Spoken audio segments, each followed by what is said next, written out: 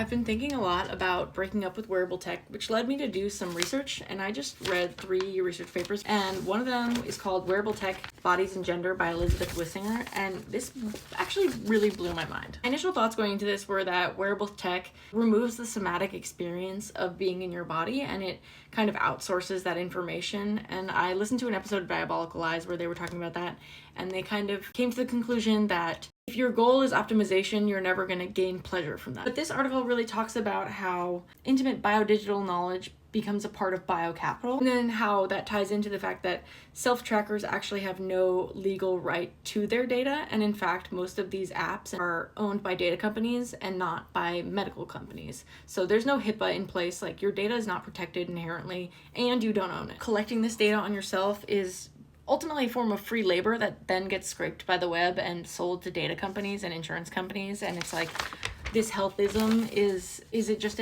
shifting the administrative labor onto you? And obviously that ties into Foucault and the panopticon and like the increased observational version of the self.